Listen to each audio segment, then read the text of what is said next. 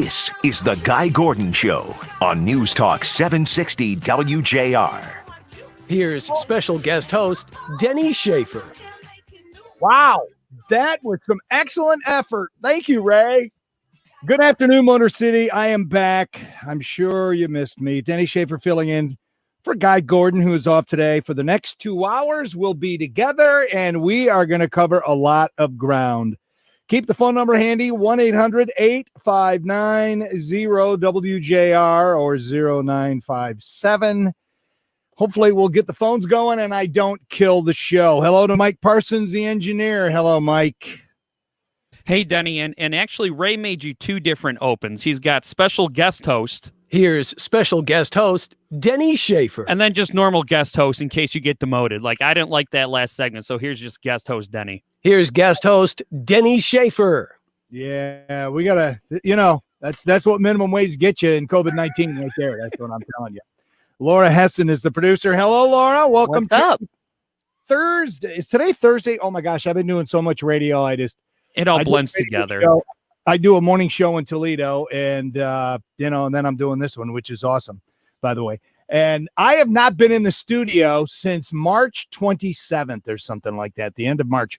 When was the last time you guys were all in the studio with Guy and Traffic and everything else? You guys have any idea? About that, actually, Laura and I haven't been home since March. We've been living here. So, yeah, about March 15th-ish, I might want to say. No, I think it was around the 27th because Guy was here for my birthday, and my birthday is March 19th. And that's when it all went wrong. Yes. We have had a couple interactions with Guy because of technical issues, so he has been here a couple days. All right. Well, I see you guys are staying 6 feet apart. That's really, really good. And do you guys have special WJR face masks made up, or are you guys? We do. With the white face mask that looks like a diaper. Yeah, I got this one, but I kind of sound like Kenny from South Park, so I take it off when I'm talking to the microphone. Yeah, that's probably a good idea. Anyway, we have a good hour planned. Hopefully, I don't screw it up. Tori Petrie, DetroitLions.com. Was that just another heartbreaker for us Lions fans last Sunday? I'll tell you, that was the best 3 quarters I think I've seen the Lions play in years. And then fourth quarter, it all went horribly wrong. So we're going to talk to Tori. I can't imagine what the mood's like in Allen Park and how they're preparing for the road game against the Packers, which the Packers are favored by a touchdown or so. Yeah, and Aaron Rodgers has a bit of a chip on his shoulder because they drafted that quarterback in the first round. So you don't want to be in the way of that. Yeah, he played angry. He played angry last week. And, but the Lions usually play Green Bay pretty tough. So maybe we'll get a gift. And the Lions, may pull it out in Green Bay. Who knows? But I'm not putting any money down on it, just so you know. So Tori's going to be later on this hour. And I heard Rush talking about it. He was talking about Christine Brennan, sports columnist for USA Today. Oh, my gosh. Did you read her piece? A scathing op-ed on the USA Today.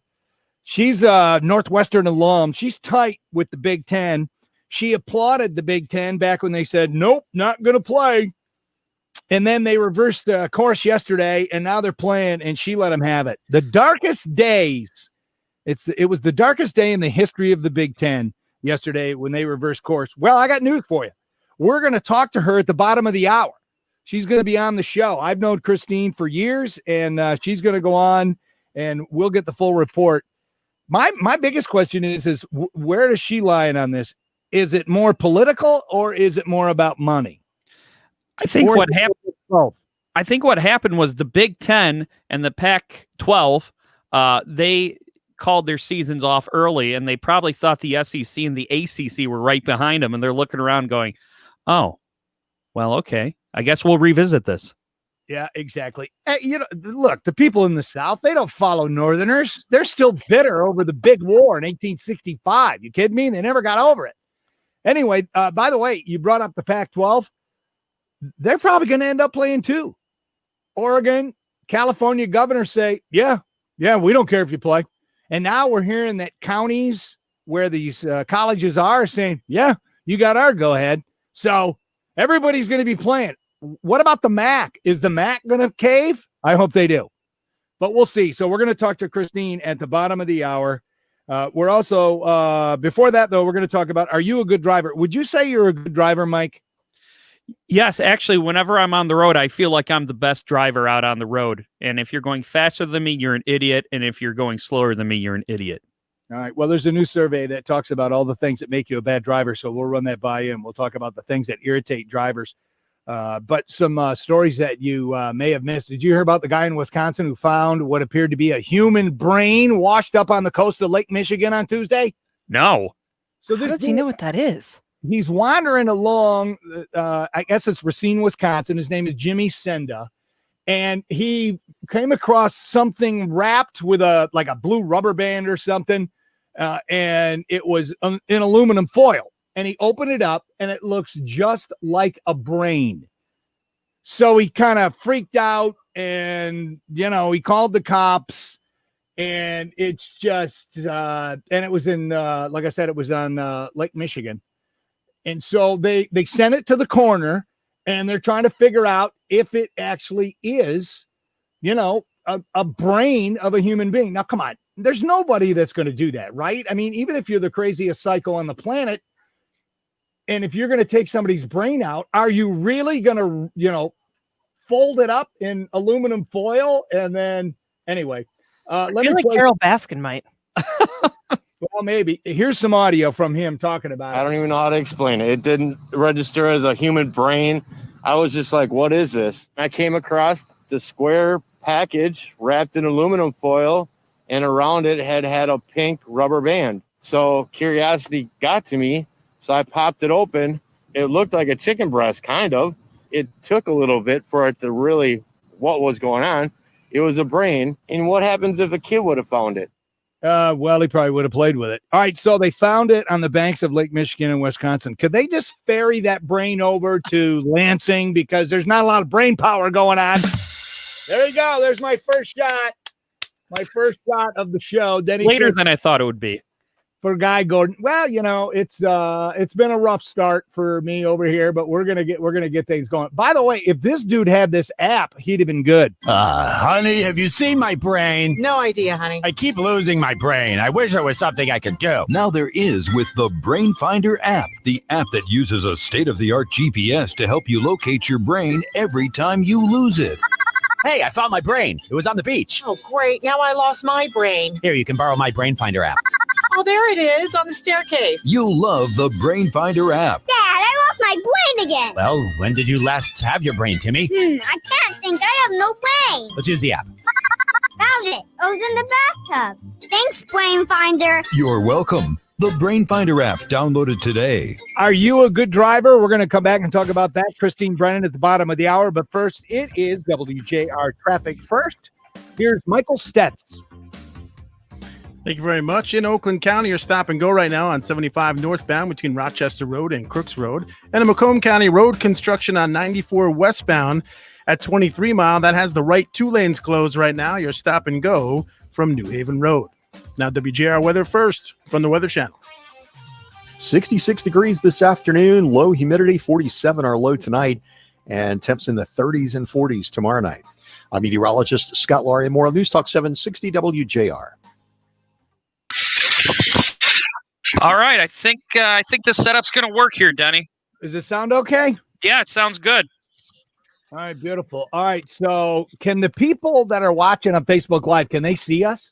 They can see us, yeah. Whatever we're looking at on the screen, that's what they see. So they see the Guy Gordon show across the top. Oh, wait, across the top and all of that. And the Denny Schaffer in for Guy and all that. So, okay, but we can't see them. Right. Oh, all we can see is Mark Gardner. Good afternoon, crew. Looking forward to a great show. Hey, lower those expectations, Mark. Seriously. Well, I think you're selling yourself short, but I'm a big fan of. I like to under-promise and over-deliver, so I'll go with you on that for now. That's what I do. Anyway, hey, I got one segment down, so 1, 2, 3, 4, 5, 6, 7 to go. Yeah, you're 1/8 of the way done. Boom, just like that. I'm curious about the story of the aluminum foil. Like, were they trying to keep that thing fresh until someone found it, or what? That's the big head scratcher. I think it's going to turn out to be chicken. Yeah, and you know what? I don't really It doesn't make me want to handle raw chicken anytime soon. I love chicken. Yeah, I like it cooked and not looking like a brain. Yeah, somebody's screwing with them though. I feel like there were a lot of assumptions with that. Yeah, the guy was talking about, what if a kid would have found it? Kids find grosser things than that. Are you kidding me? Right. What comes out of a kid like a loogie. I mean, that's Yeah, well, talk to your kids about playing with strange brains on the beach. all right. So today I did a story on the air, and I can't do it here but did you guys see the story about NASA? And I read it word for word. I didn't even belly. I read the headline as it's written. NASA data confirms something is leaking out of Uranus. And the whole thing is about the Voyager 2 space probe was probing Uranus, and anyway, it was hilarious. And we had a hard time keeping it together. And I thought, you know what? My first day back, I probably don't want to, Yeah. hit Well, cylinders, but we'll give that to the people during the break. You know what I'm saying? well, that's why you watch online for content like that you can't get. Also, Can they see all of this on Facebook Live right now on WJR's page? whatever we're looking at is what they can see. Hold on, let me pull up WJR's page so I can see what they're seeing. Whoever wrote that headline about Uranus leaking, give them a raise. Oh my God. Yeah. Clickbait. Funny, but I was playing Beavis and Butthead drops during, because I'm a child. Beavis and Butthead drops are underrated. Most people go with the Family Guy drops. Most people go with the Simpsons drops. But Beavis and Butthead's an untapped resource. Yeah, there we are, dude. We got 13 people watching. What's up, people? Everyone drop a comment. We're back in about 45 seconds. Your traffic will be 27. 27 will be your traffic. Right on 27? Yeah. So 327, nail it? All right. Yep. And I'm going to text Stutz here to let him know. Okay, let's see. Traffic 27. Did you guys hear about the Sean Hannity thing? No. You'll have to tell us next break. We're 15 seconds away here. So I'm gonna play that, and then we're gonna go into are you a good driver or not?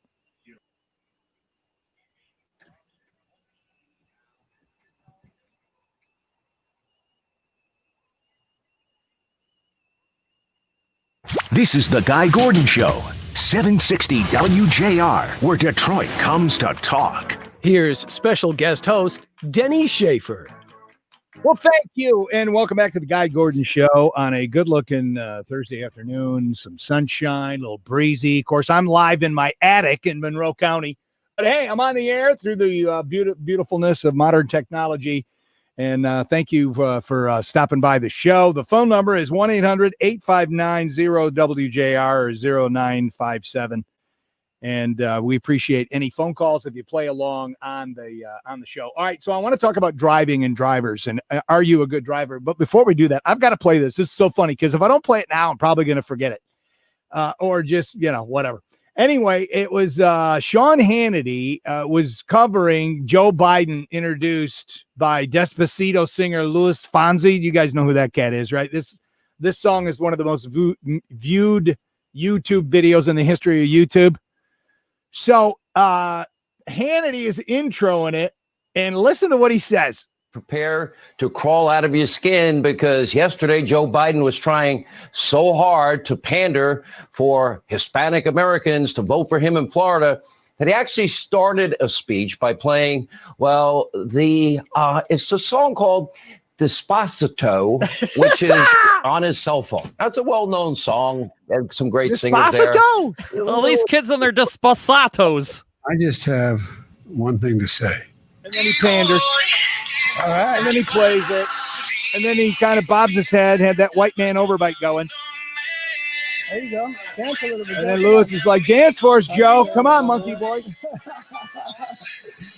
I tell you what, if I had to tell them any one of these people, we wish you would be. Anyway, listen to Hannity. Despacito. There you go. Correction. The studio español en escuela 3 años. Poquito español. Trust me.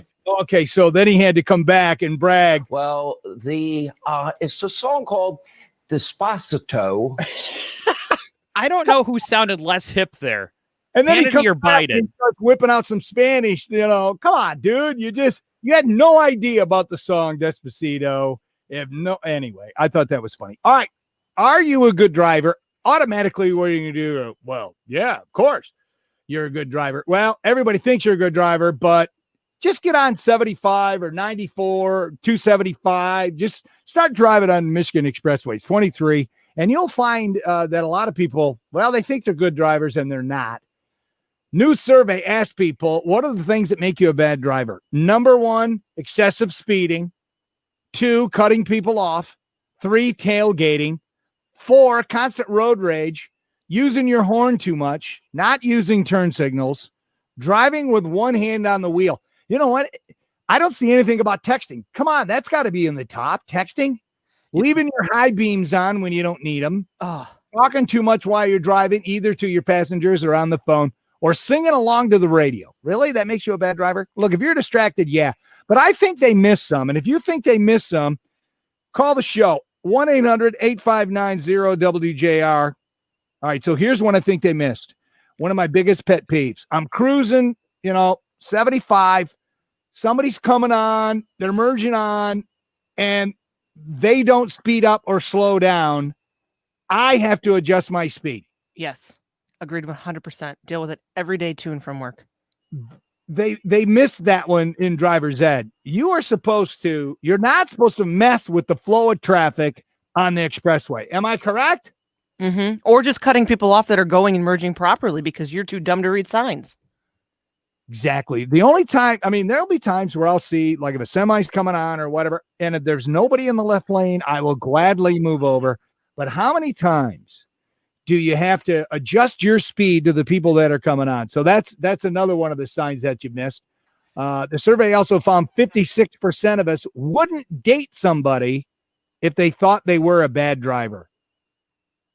All right, well, seriously, if you ever run into that where you're like, you go on a date with some dude you don't really know and he's a maniac driver, is that a turnoff for you ladies? I can't speak for the ladies, but if I were dating someone and they turned out to be a bad driver, it wouldn't be a deal breaker. I would just want to be the one that drives us everywhere. But I'd be scared to get in the car. So that could be a deal breaker if the guy's a maniac driver. Yeah, I would think so. It's like dating a bad tipper. As a former waitress, that's a no-no.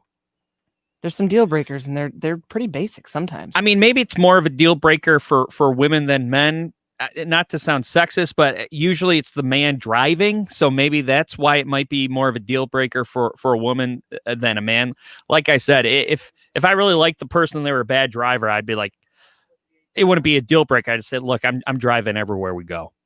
1-800-859-0WJR. Have they missed anything? What makes a bad driver? Are you a good driver? I think that you're messing with people. A lot of people say, if somebody's tailgating me, I slow down. You know what? You're asking for trouble. You are, especially if it's a 2-lane road. Here's the deal. You should go 3 to 5 miles faster than the speed limit. I know Michigan State Police or Mr. Police Officer that might be listening. No, the speed limit says that you're supposed to go 35. Okay, but if you're going 35, the guy behind you or woman behind you, the driver behind you, has to go like 30 or, a couple miles less than you. And what are they going to do? They're going to get irritated. They're going to be like, this dude's not even doing the speed limit. So they're going to take risks. Or with today's road rage, people are carrying so much. Damn you, coronavirus. People are they're on edge and the fuse is really, really quick. So you got to keep your speed going. All right, let's take a call. Let's grab Greg in Shelby Township. Greg, welcome to 760 WJR. Hey, Denny, Mr. Positive. Great topic, my friend. People that have the left or right-hand turn signal on and they never turn it off.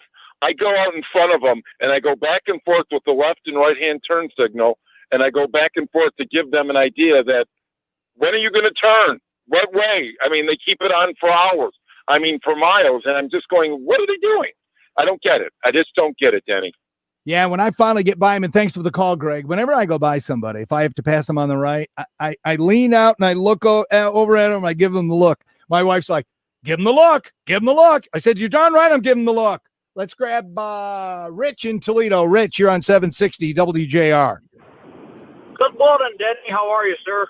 Fantastic. It's actually afternoon, dude. That'll be tomorrow morning when you're listening to my other show. Hey, so my pet peeve of driving, I'm a salesman. I'm out on the expressways all the time. When people are in the left lane, passing lane, going the same speed, not the speed limit, and there's no way you can pass. Vehicles are going the same speed in both lanes. That drives me nuts. I'm telling you, when people do that, when they're trying to regulate traffic, whether you're a truck driver or whether you're just a regular Joe in your family vehicle, you're asking for problems. I mean, you are. And, I don't agree with road rage, but I certainly understand it. Thanks for the call. Appreciate it. Let's go to Stephanie on line 1 in Shelby Township. Stephanie, you're on 760 WJR. Hi. I would admit that I'm not the best of drivers, especially if I have other people in the car. I'm easily distracted. So, but just something funny about driving. 30 years ago when my husband and I were dating, if I would drive, he was always very specific about which lane I should be in and just directing everything. So I would just give up and let him drive. But 30 years later, he's still doing it. I can't drive with him in the car. Yeah, controlling. Yeah, therapy, I think, can help with that. Thanks for the call. I appreciate it.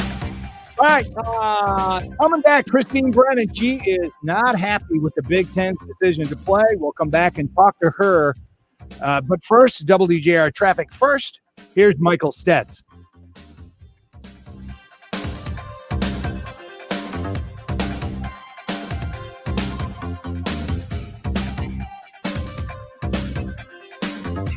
This causes a traffic spot that doesn't go down StreamYard if you're confused. What the heck did I break?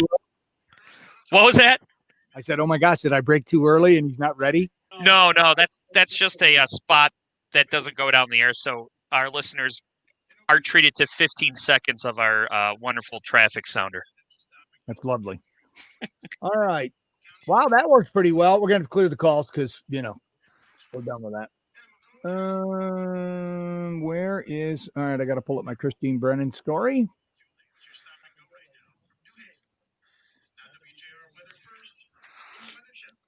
I'm not ignoring you. I'm still doing the traffic and weather break here. All right, so I got to. You mean you're doing your job, Mike?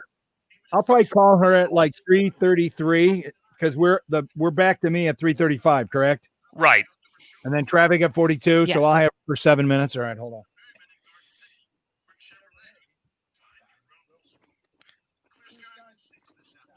Oh, crud.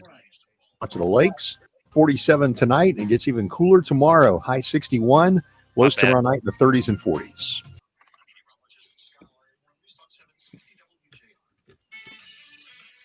I'll tell you what. I mean, when you get on that number, people call. Yeah. Mm-hmm. That's kind of cool. See, we can't take calls at my house or at the station. We have to do it strictly on. You guys don't have people in at your station? Yeah, my producer, Paul, he's there. But our equipment is so old, they haven't figured out what you guys have figured out. I wonder if we just use Facebook. What's that? We're just using Facebook, or like right here, we're just in our chat. We're not using any special equipment other than our phones right now. Yeah, but when I'm on a tie line, and it's a really sweet because it's locks right in.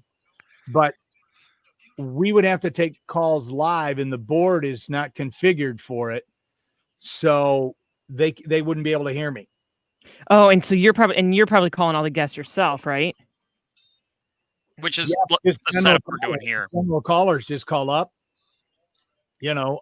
We can't take them, so okay. I probably get 60 to 70 texts a day. We get texts too. This is the same number if you want to throw that out there too, but I'd be the one that has to read them. Okay. So you essentially just have to, it's just, except for music and commercials, it's just you all morning. Me, Susie, and Paul. Oh, okay. So you do have, but that's got to be pretty tiring. Susie's over here at my house. Oh, that's good. Despacito. Oh my gosh, Hannity, what an idiot. Anyway, yeah. So we have fun, man. We play 70s and 80s music. I play like 4 records an hour. Mm-hmm. You know, and we really have a lot of fun. Did it start at the beginning of your career? It was like 16 records an hour, and then as your ratings grew, you knocked it down to 4. Well, I used to do the all-night show. Mm. And when I was in Toledo, the first time, early 90s, I just went to the boss one day and said, I'm done playing music. He's like, what? This was 1994. He goes, why? I said, because I'm number 1, 1834, right? Yeah. And I'm third, 2554? Yeah. I'm never going to be number 1, 2554, playing this top 40 music, Ace of Base and all this stuff we're playing. I said, adults over 40, they're not going to listen to it. I said, so I'm done. And I essentially started doing a talk show. He actually let me. And wow. We did a 3-year run where I was number 1, 2554 from that moment on. I got crazy lucky, man. I was going to say, most conversations like that with the boss don't normally go that well. Well, I had such huge ratings, 2554 or 1834, they were just blown away. So I had like a 26 year. Yeah, so you had something to back it up. Yep, exactly. You know what? I got to pull up some audio here that I want to use in this interview. Okay, yeah, you're down, so.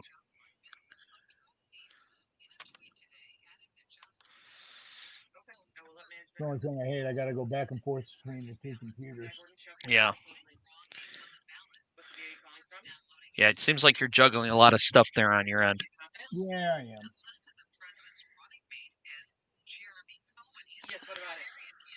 And our chancellors and presidents, they have been laser focused from day one to making sure that we create an environment to allow our student athletes. And I'm just very happy to be in front of you today to announce that we will be returning to competition. Also, I do have that Kaylee McEnany audio too, if you want to go to it. Oh yeah, I'll get to that at some point. How do you say your last name? Kaylee McEnany? As far as I know, Kaylee McEnany, yeah. Yeah, that's what I thought too. Yeah. All right, let me call Christine and get her ready to go. Yeah, we're about 2.5 away, so. Cool. All right.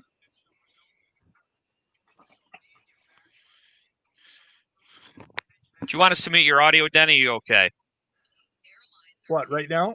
Yeah. No, I'm not going to talk dirty or anything. Okay. Not normal. I mean, not to Christine. She's respectable. Right. We've had her on the station a few times, too. I had her on when I was on for Mitch. Yeah. She's kind of awesome. Yeah, she's great. Hello, Christine. Denny Schaffer.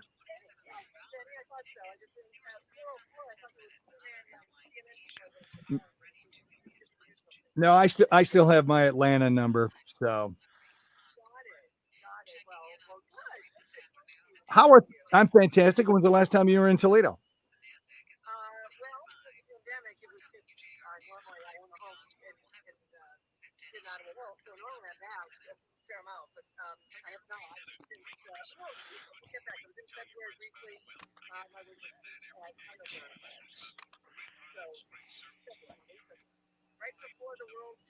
Yeah, no kidding. Then it's never been the same. All right, let me pass you through the board. Hold on.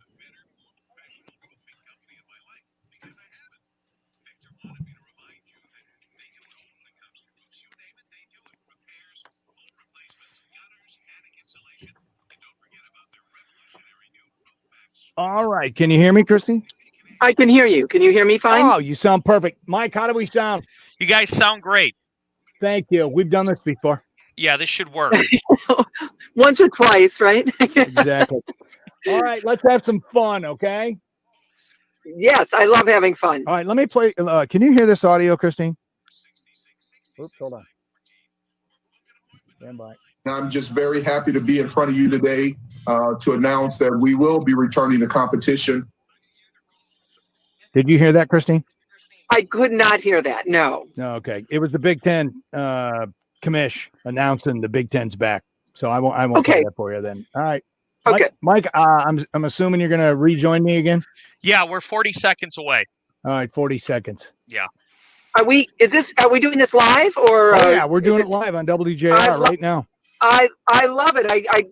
I'm all, of course, the new era that we're in. You got to do it this way. Yeah, for sure. I'm at my house. These guys are in the studio, and if you go on WJR Live on their Facebook page, you can see us all right up there now. It's pretty cool. Oh, cool. Oh, neat. That's fantastic. All right, yeah. stand by. 10 seconds. Me and Laura are going away. Okay.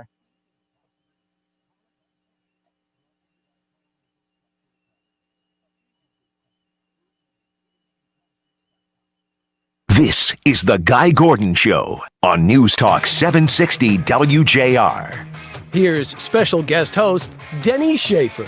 Yes, thank you, and welcome back to the Guy Gordon Show. Appreciate it. Nice job in the last segment, everybody. A lot of good phone calls. You're not going to be able to call me now because I have a big-time guest joining me live to talk about her scathing op-ed piece titled Big Ten Decision to Play Football Signals Darkest Day in Conference Sports History. It's my friend, Christine Brennan. Christine, where are you right now? I got to assume you're not in your hometown of Toledo, Ohio. No, I'd love to be, Denny, in Toledo. I'm on Ottawa Hills, of course. Very proud to own our family home there and consider it home, as well as Washington, D.C. So I'm actually in Chevy Chase, Maryland. You're in my car, and I'm going to Bethesda to do a couple of things. So it's just right next to D.C. So nice. You now know exactly where I am. Beautiful. Well, I hope you're not driving. Hopefully you have a driver or something. Oh, sure. All right, so at first you applauded the Big Ten for being the leaders and, the Big Ten being who they are. They tout academic achievements and values and Midwestern values and all that other stuff.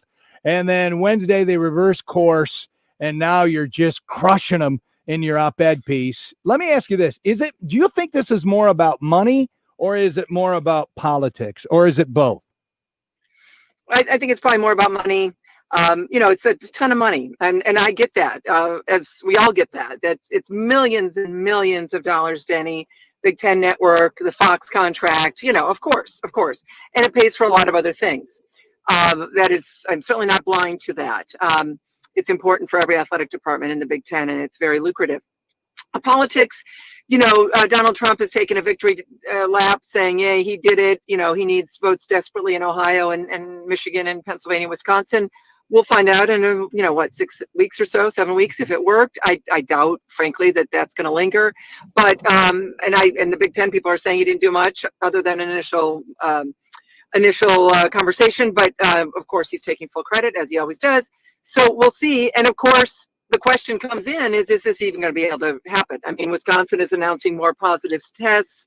I'm sure and your listeners know, and this, doesn't make me happy. I love college football, but North Carolina, Charlotte, just had to postpone or cancel its game with UNC Chapel Hill this week because North Carolina, Charlotte ran out of offensive linemen. They have no offensive linemen because they're all quarantined because of either one COVID test and positive, and the rest are contact tracing. It sounds like something right out of SNL or Mel Brooks, Well, it sounds like the Detroit Lions in the fourth quarter. Where the heck was the line last week? Anyway, all right. So Christine, right. Wait a minute, hold on a second. University of Michigan, as we know, is a liberal college. There's no way that President Trump could influence him and some of these other presidents because I'm guessing they really don't like him. No, and that's why I said it's money, not politics. I think, Trump is taking a victory dance. I think it's unwarranted because I don't think it mattered. I think what happened is, and I think you gave me two choices, Denny. I'll actually take another. Okay. It was FOMO, fear of missing out. And you would think that the adults in the room, these university presidents, many of whom either are Ivy League or think they are Ivy League or hope to someday be in charge of an Ivy League school, wouldn't cave to some whiny football coaches. It's the Nebraskaization, I called it, of the Big Ten. I think it's an incredibly dark day in Big Ten sports history. Obviously, terrible, terrible things have happened on individual campuses. I'm talking about the entire conference. And that's because college kids won't stop partying. That's right, why. and Why a lot of these campuses, like Michigan State, they're having crazy outbreaks. That's because kids are drunk and they're not social distancing. They're not wearing face masks. But here's the thing, and I get your point. there's also a lot of whiny fans and, talk show hosts that love their college football. And I can't disagree with anything that you said. I don't know if it's a dark day. It'll be a real dark day if they have to cancel the season and players start dying. That'll be a dark day. But the thing that bothers me is that I'm glad it's back, because 2% of all college football players will ever get a shot in the NFL. And my heart breaks. Like, my son is a senior, and last year, his junior year, he couldn't, and I know it was golf, but he couldn't go out for the golf team because they canceled the season. What about all of these seniors that aren't going to go pro, and they just get that shot for some glory and recognition and crowd noise? Well, they're not going to get crowd noise now. That they would have that taken away from them. Do you see that point at all for some of those folks? Oh my goodness, I do. It's heartbreaking. Your heart broke for everyone who missed their senior year spring quarter in high school and college, the school plays, as you said, the golf team, any number of other things, the graduations. It's extraordinary, and we're seeing it again now. In our family, I think our best athlete in our family happens to be a volleyball player in this area. And she's right now not playing. And you bet, I get it. She's doing some club stuff, but her high school's not playing. And I know, I guess Ohio's playing kind of, although there's a lot of COVID outbreaks, and I guess Michigan may be going to start. So I get it. There's no one who gets it more than I do in terms of watching a child who is a great player not being able to play, just like your son. But do we want them alive, or do we want them dead? That sounds dramatic. Do we want them spreading virus to elderly people? And let's go back to the Big Ten in Evanston and Ann Arbor. The outbreaks in Wisconsin, the outbreak at Michigan State, really? Now it's time to play football? The Big Ten had made the correct decision, Denny, and then caved. These university presidents absolutely caved to the pressure. Let us say what it was. It was that. So the almighty dollar is what they caved to, and they need the money, and football drives revenue. But the thing is at Michigan State, it's all these sororities, fraternities mainly, these big parties. I'm not necessarily sure it's all football players, although it has affected some of the teams. Christine Brennan, sports columnist for USA Today and an awesome human being. I don't necessarily totally agree with you, but I get where you're coming from. By the way, if Michigan and Ohio State play this year, I'm assuming they are. Who do you think is going to win?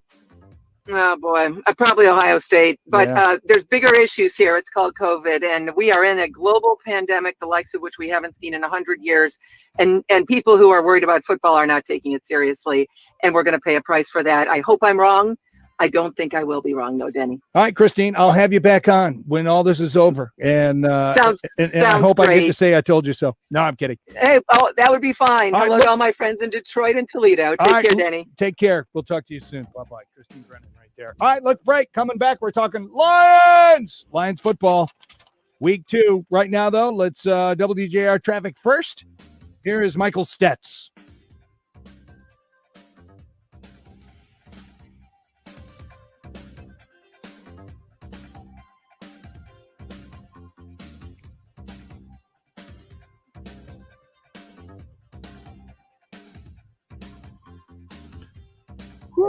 In Oakland County, you're stop and go right now on 75 northbound between Crooks Road and Adams Road. In Wayne County, an accident on 94 westbound at Mount Elliott Street that has you stop and go from Woodward. And in Macomb County, road construction.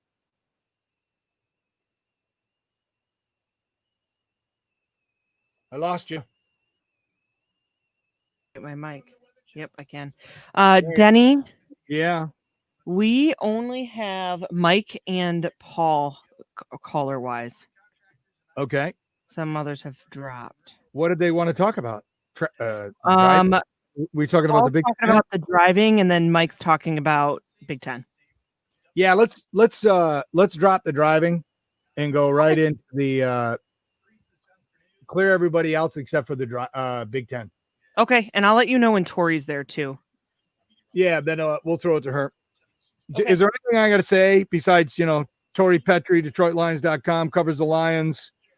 Is there anything else, any other stuff I got to say for her or about her or whatever? About her? No, that's her title. We just do a check-in to preview the games every week. All right. Hey, Christine, you were awesome. Thank you.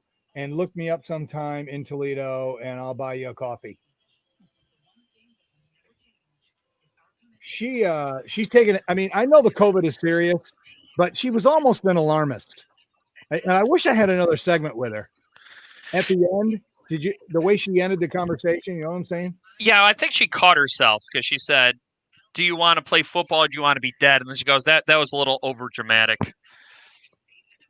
I think it's this college football thing was so weird because I remember back in March where they were kind of slowly making changes to sporting events in hopes of keeping them going, and then they just ended up canceling them, within a couple hours of each other. And I think that's what people were expecting was going to happen in August. And so there's just been the back and forth, and I mean, I think the uncertainty kind of amplifies your initial thoughts. If your initial thoughts were that this is a dangerous disease, then this kind of unknown of college football traveling sports and possibly spreading things around the country, it's going to make it seem more dangerous. And then the people who don't think it was that big of a deal, they're going to be like, hey, see, we're going to prove that this isn't really that contagious, and that these college kids, even if they get it, won't get that sick. Yeah. Jerry Frank says that Denny's a little change from the last few days. What's that mean? Well, then Mark Garner says change is good. I think he is pretty good. To which Jerry says he agrees. So, I gotta be honest. This was the hardest show I've ever had to prep for, and I'm not even done prepping for my show tomorrow morning. So when I get done, I probably got another 2 hours to prep for my show. Ooh. I was Ray trying to figure out this friggin' tie line between yesterday and today, probably a good 2 to 2.5 hours. Yeah, I know, because God bless him. He tried to make it work, but honestly, this is working out better than I thought. Yeah. Well, I know because you had to kind of change your stuff around, and I know you guys worked on it for a few hours because I was pacing around nervous, wondering if it was going to work. Well, thank God it's working. We're back in 14. Your out is going to be. I will put that in the chat. We're going to say 56-20. Okay.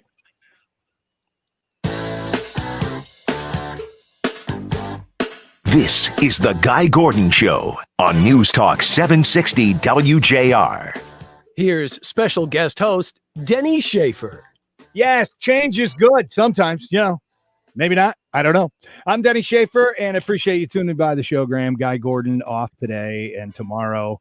Here's the phone number, 1-800-859-0WJR. Before we talk Lions, get a preview of the Lions-Packers game with Tori Petrie, DetroitLions.com.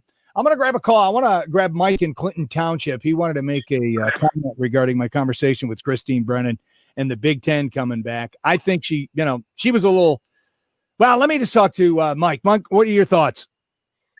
Everybody's forgetting some people here, besides the school and the athletes. Each one of these towns in Ohio and Michigan and Nebraska and all over, they have businesses that depend on they're going to go right clear out of business, especially ones in Michigan. I don't know how they'll survive. And, it's kind of like, do you want to, like the guy when he asks you, how do you want to go? Do you want to die from COVID or do you want to die from, do you want to die broke? It's ridiculous. President Schlissel knows more about this disease than anybody in Michigan, including Governor Whitner's doctor. He's a immunologist. He's PhD. He's like he's probably the leading authority in one of the leading authorities in America on disease. Oh, you're okay, was what you're saying, Mike. You're okay with the Big Ten coming back, even if it's for the money and it drives revenue for all these other places that park cars and have restaurants close to the stadiums. You're perfectly fine with all of that, even though it's going to put people at risk. Exactly. And we're smart enough, we don't want people treating us like we're a bunch of dummies. Well, then there's that. I'm not sure I agree with that though, Mike, that we're pretty smart. I don't know, dude. Yeah, I'm not sure I'm feeling you on that one. Well, you might feel smart. I can understand that. Who's going to be joining us here shortly?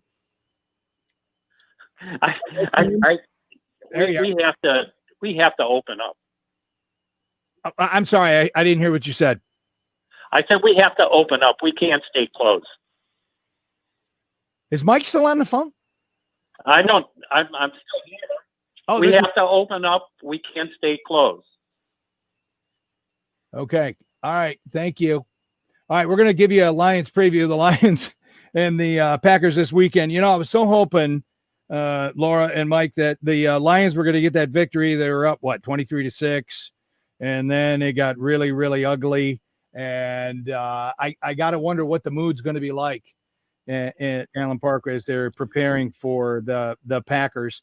Yeah, and I mean, even Adrian Peterson was looking good, and we're thinking, okay, we got the lead, just pound that rock with AP in the backfield, and oh my gosh, I couldn't believe it. Now, I hated him when he was a Viking. Didn't everybody hate him when he was and then he's a Lion, and it's like this dude is running with some serious determination and vengeance, probably because the Washington football team, said he was washed up, and man, he almost got 100 yards. When's the last time the Lions had a 100-yard rusher against the Bears? I mean, I know he didn't get there. He had 92 or 3 yards, whatever it was. But when did you see the Lions against that Bears defense run like that? I don't know. I can't remember when that was, but it was so heartbreaking. You know what bothers me too about, I've been a lifelong Lions fan, since I was a young lad. I remember watching Tom Dempsey kick the 63-yard field goal. It just totally stank. Anyway, the national media, I love, pardon the interruption, and PTI, and Michael Wilbon and Tony Kornheiser, both of them. The Lions are cursed. It's just what the Lions are. They're the most cursed franchise in all of sports, not just football. And it's like, gosh, I'm really getting tired of hearing that, but I don't know how to defend that. I mean, there's so many times the Lions, 7 games last year, the Lions led in the fourth quarter and lost. 10 times they led in the fourth quarter in 2018 and lost. And here they are, first game of the year. They're up 23-6 and they end up losing. But it doesn't matter because I'm a Lions fan forever. Forward down the field, a Lions team. Anyway, I won't bore you with that. I do miss going to the games, and it doesn't look like we're going to be going anytime soon, but this weekend it won't matter because they're playing at Green Bay. And I didn't check the line. Did you guys check the line? Is Green Bay favored by like a touchdown? I know they've got to be favored by quite a bit. No, it's not going to be more than a touchdown. Is it? Let's see. Green Bay. Yeah, Green Bay's given up 6 points. You know what? I would take that. If I was a gambling man, I'd take that only because the Lions seem to play Green Bay tighter. I don't know. We'll have to see. And you know what I wonder? I wonder if the quietness of Ford Field has anything to do with the team's play. Now, granted, they played very well for almost three solid quarters on Sunday. But when there's crowd noise and the fans are going nuts, and obviously, but when everybody can hear, because there was a story on it in the Free Press today talking about that it's a lot easier to steal signals and figure out what teams are doing when you can hear offensive linemen calling out, blocks, and you can hear little conversations with the quarterback or on defense. Somebody yells to somebody else, and it's like, I wonder if that's having an effect where it's easier to know what your opponent's doing. Well, and also home field advantage goes out the window too because there's no momentum. Yeah, well, you don't have the 12th fan, the 12th player being the fans, And I wonder if Tori Petrie could give us any insight as to what it's like having to broadcast from inside an empty stadium. Let's do that. Tori Petrie, DetroitLions.com. I'm Denny Schaffer. Welcome to the broadcast. How are you, Tori? I'm good. How are you guys? I'm living the dream. All right. So what is the mood of the Lions this week after what happened last Sunday? It's pretty much on to Green Bay. They all want to turn the page. They all want to get that week 1 loss, the taste out of their mouths. It was not how they wanted it to go. It was a very tough way to open the season. But as Matthew Stafford said, it's easy to turn the page when you have a team like Green Bay on the horizon because they deserve your full attention and preparation, and that's what the team's focused on. So how has practice been going this week? Has it been upbeat? Have they been solid? Has it been good practices? And are they ready? Well, here's the biggest positive for Lions fans. Jeff Okuda is back at practice. He's been a full participant in practice, which is amazing news considering the injuries that they suffered in the secondary. Unfortunately, Desmond Trufant, not back out there fully yet. Daryl Roberts, who stepped in at the slot corner position when Justin Coleman went down, he started to get back out there today. So that's a positive sign as well. Basically, we're just keeping our eyes on the injuries in practice. So we'll see how that shakes out, but I think they'll be ready. Do you think Green Bay really has that big of an advantage being at home without the fans there, and that place is usually so loud? And plus, it's got to be a huge adjustment for the teams and players because you can hear everything without the fans there. I mean, we as fans watching it, we get that obnoxious piped-in crowd noise, but when you're there and you're playing, you get to hear everything. Is that working against some teams? I think that in the NFL this year, there is no such thing as home field advantage in stadiums that don't have fans. Now, I do think there is such thing as momentum because the sidelines create it. In that building on Sunday in the fourth quarter when the Bears started to get going, that Bears sideline was the one making all the noise. So we're going to see that momentum swing from the sidelines and not from the fan atmosphere. So that's where the momentum really comes into play is when a sideline gets going, when a team gets going, they've got to bring their own energy from the sidelines. And we saw the Bears do that on Sunday. Hopefully the Lions can do the same in Green Bay this weekend. Let's hope. Troy Petrie, DetroitLions.com. Thanks for joining us. Have a great rest of your week and go Lions! All right, check in traffic now. WJR Traffic first. Here's Michael Steds.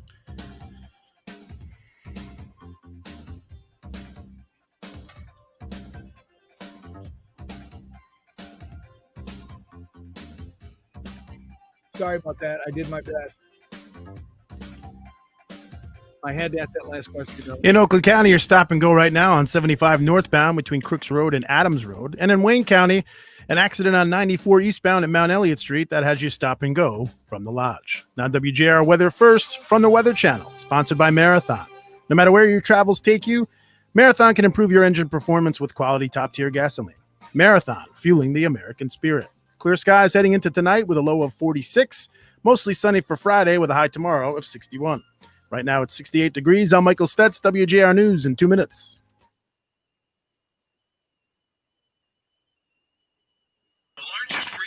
So you lost Mike in Clinton Township there, huh, Denny?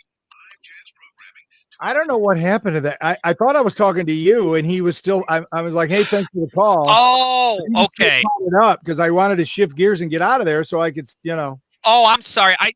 When you said Mike, I thought you were going back to him, so I brought him back up. No, I meant you. I'm sorry about that. Miscommunication. You rolled with that. I know. I was like, is our audio not getting to him? Okay.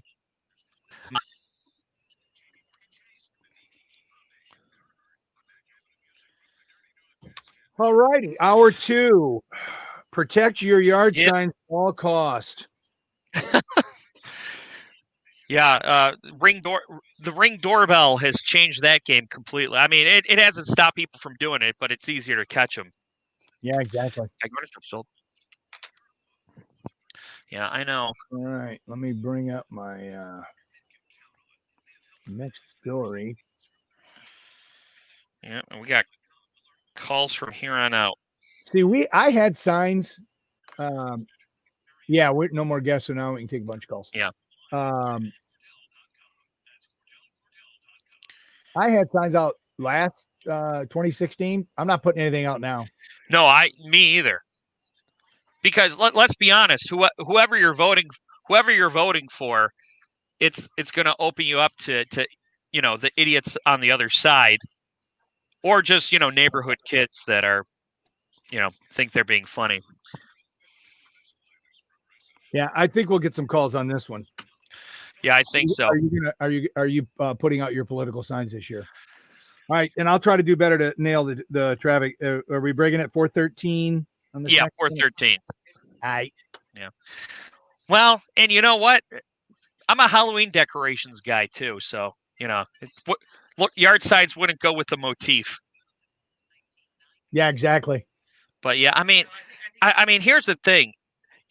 Growing up, the thing was, politics is one of those things you don't discuss, and once upon a time that was kind of antiquated, but we're back to that now because unless you're willing to have a loud argument or a long debate with somebody, that seems to be the results of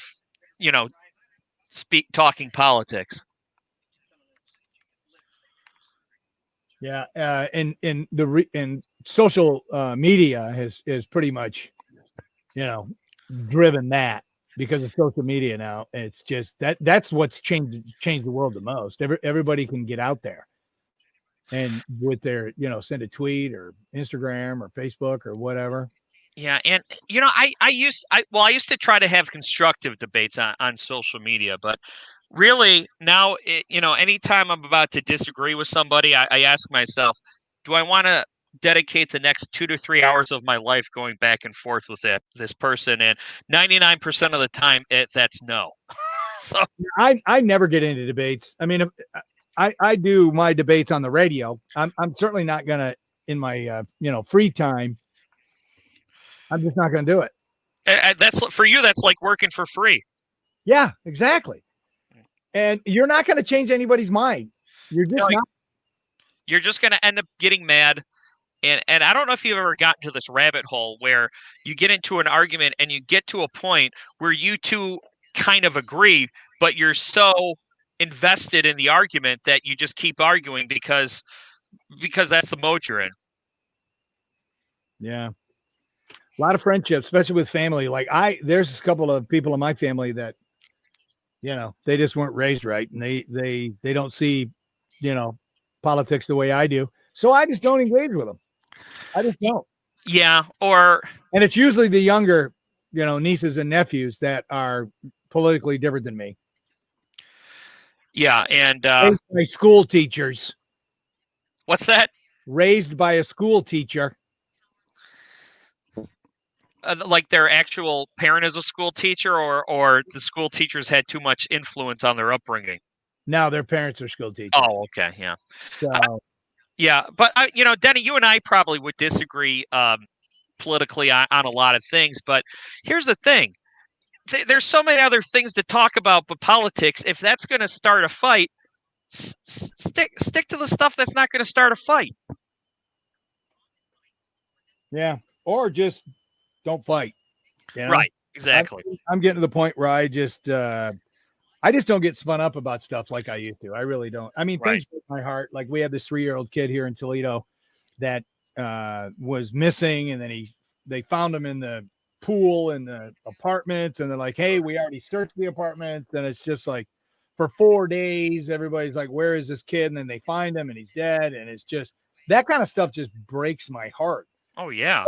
People get all turned up over, this and that when it comes to politics.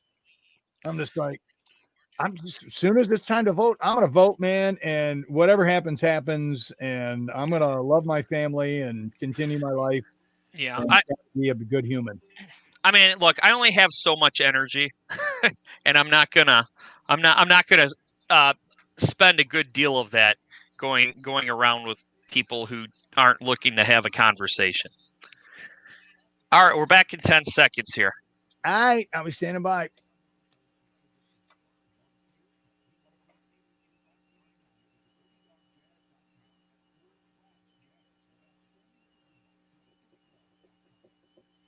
This is the Guy Gordon Show on News Talk 760 WJR.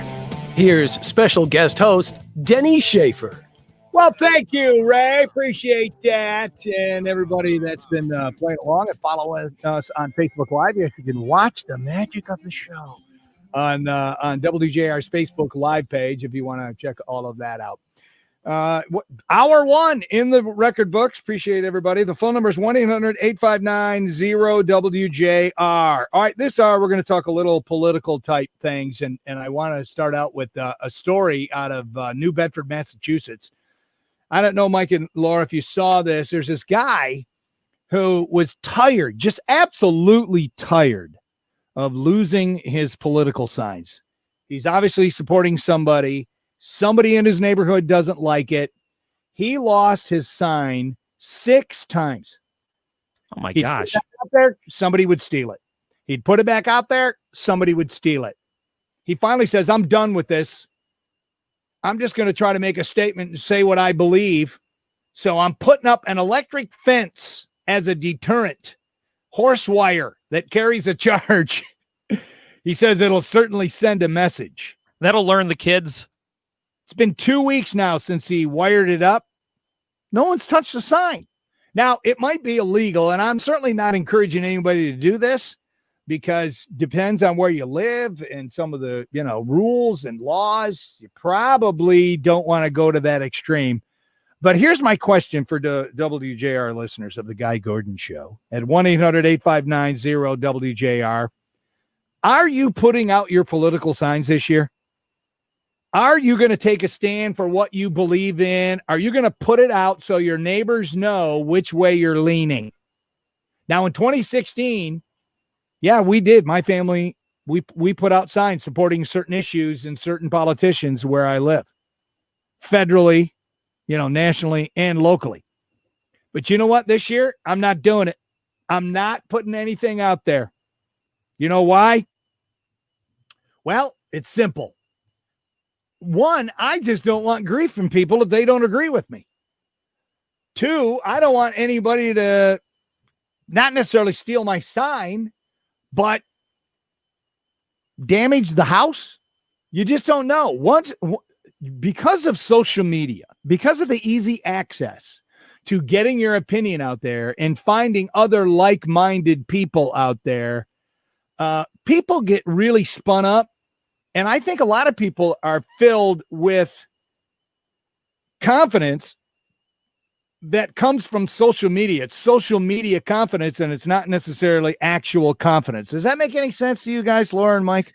Well, that's where the term keyboard warrior came from. You got people who will say stuff on social media they wouldn't say in person.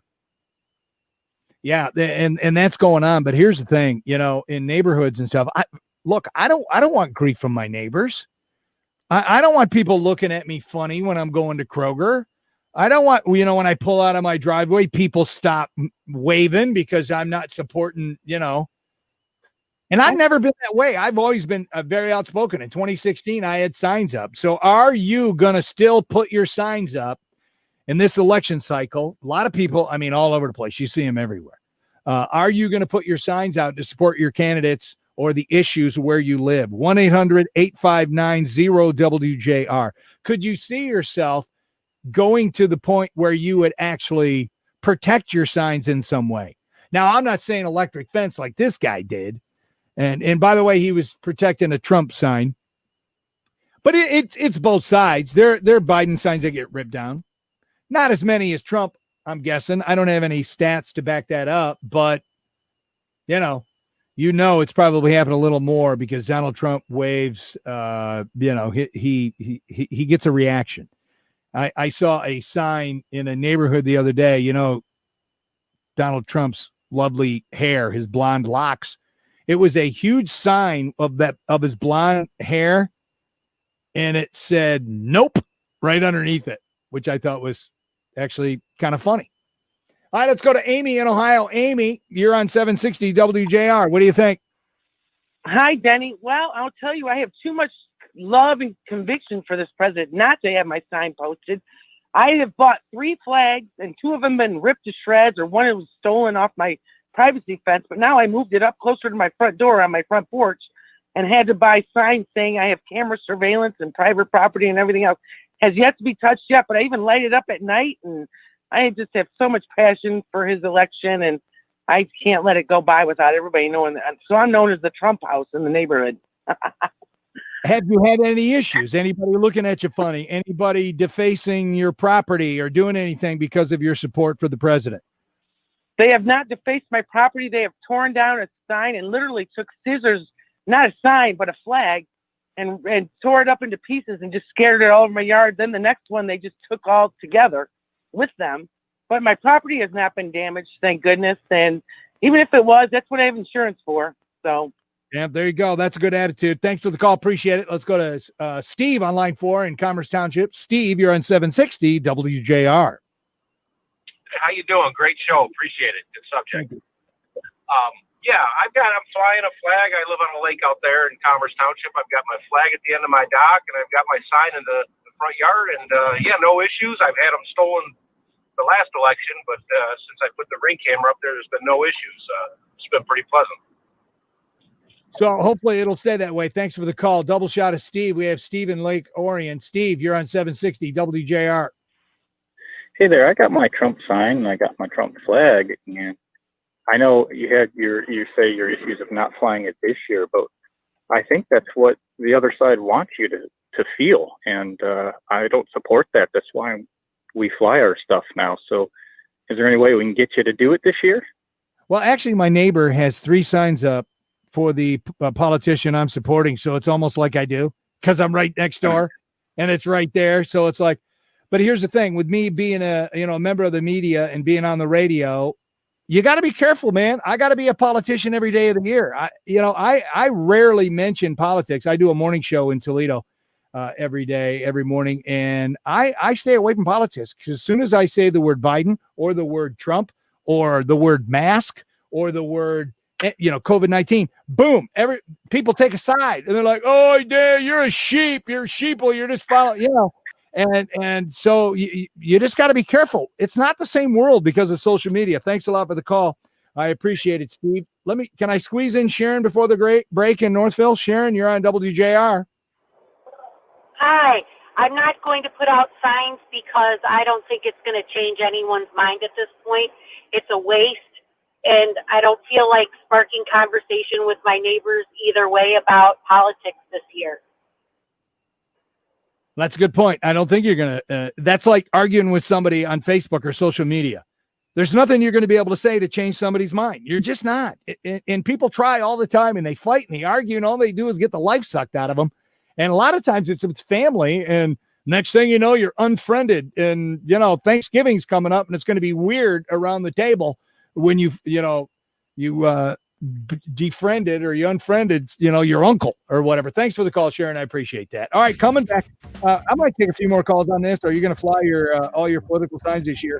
And then I want to talk about yesterday what happened with President Trump, the head of the CDC. We're talking about a vaccine.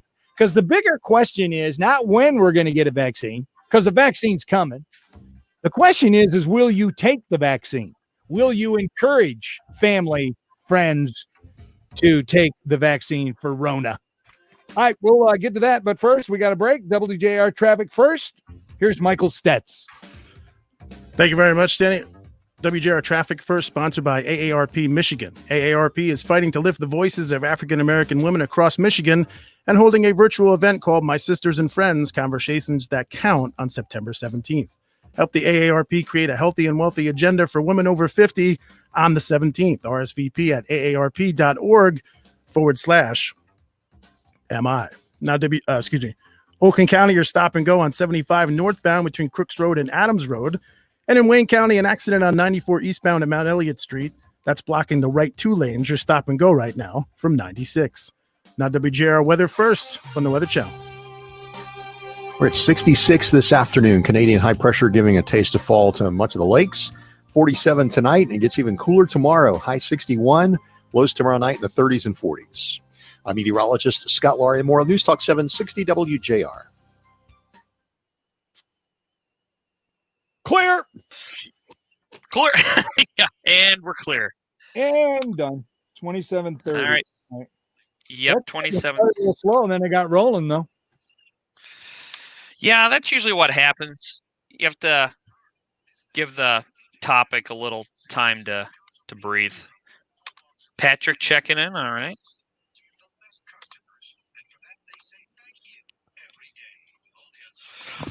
And then I want to get to the whole Trump thing and What whole Trump thing? him and the CDC director. Did you see that yesterday? Oh, yeah. The CDC director saying we won't have a vaccine until later next year. Trump saying, oh, we're mistaken. Like, he mistaken. No, he didn't know what he's talking about. I mean, I guess we'll know if October comes and goes and we have a vaccine or don't have. Wait, did he say October or by the end of the year? Well, I'm going to play the clip. The clip. Well, he's talking about being when Americans can expect a vaccine. I mean, October, November still seems very soon to me. But like I said, if that time comes and goes and we have one or we don't have one, we'll figure out who's right now.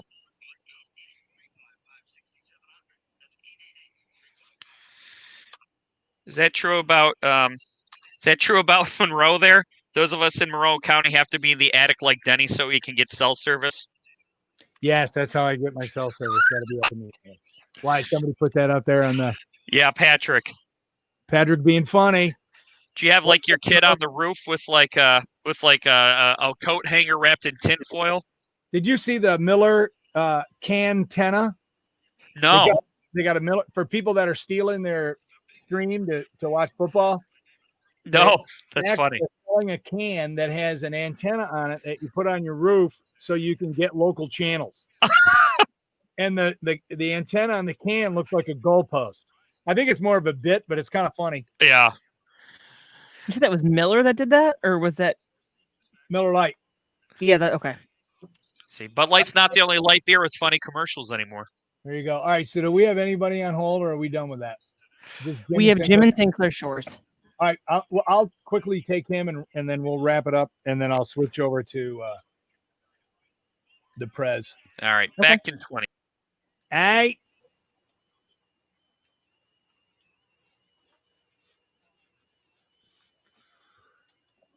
My gosh, it's 83 degrees up here in my little studio. I'm going to turn my AC on. The stories that have been breaking while you've been at work. 760 WJR, where Detroit comes to talk. Here's special guest host, Denny Schaffer.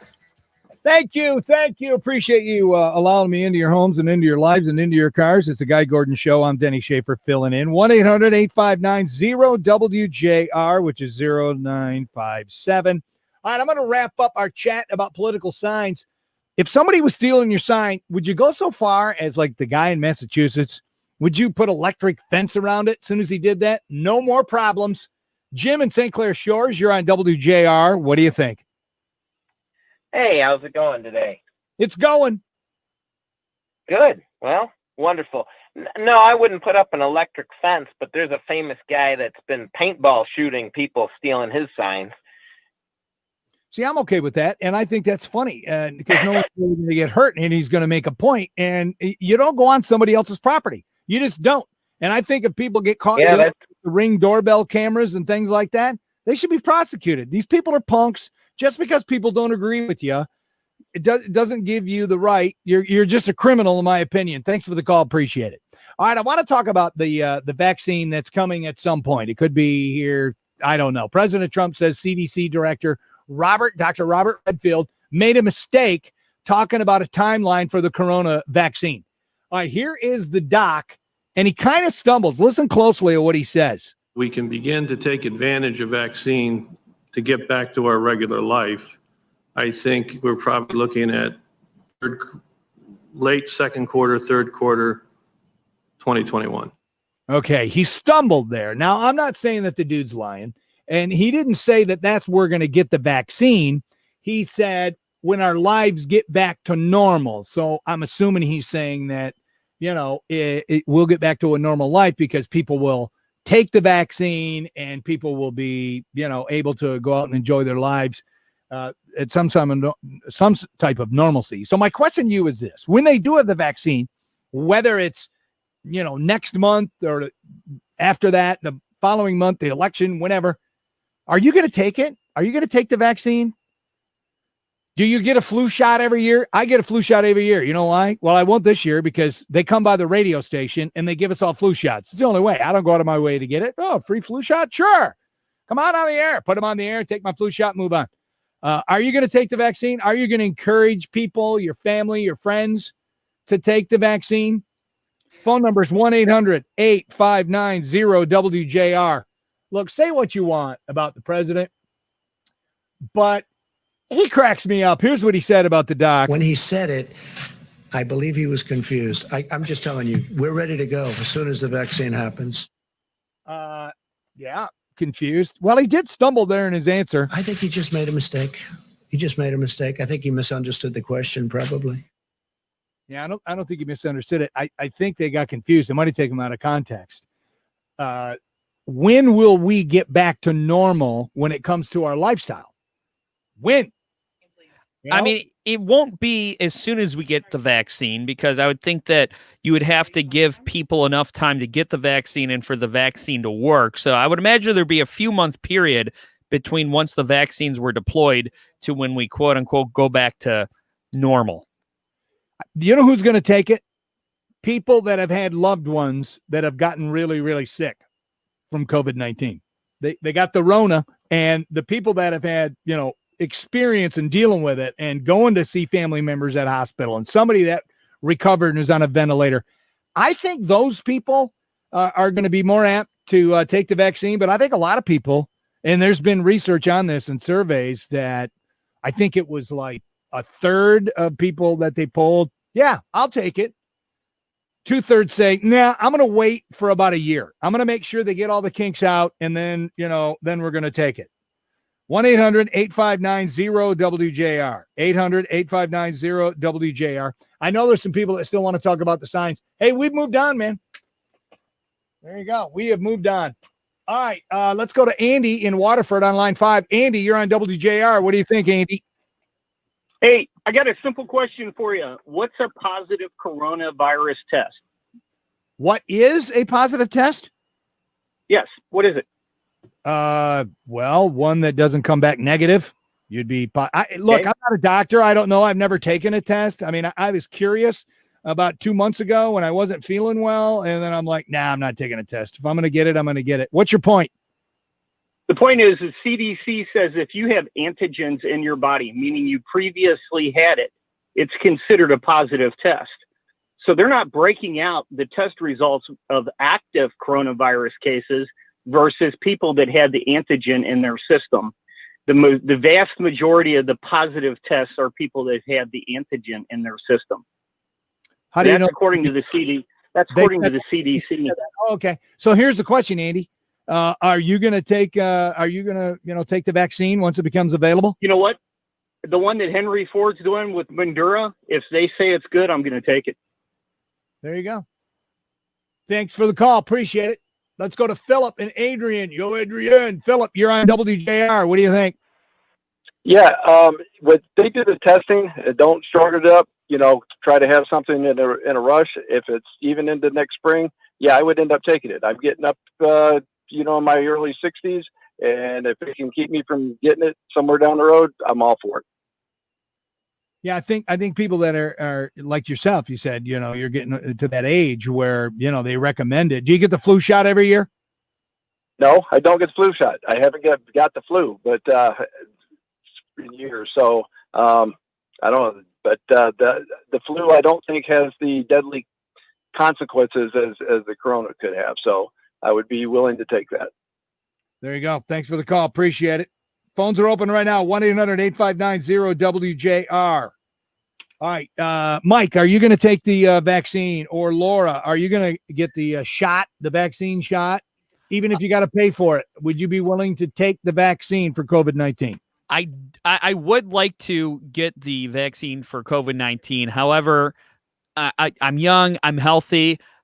I'm one of those ones who might want to wait a year to see if there's any side effects, because this amount, if we did get one even in later 2021, that's still a very short time to develop a vaccine for anything.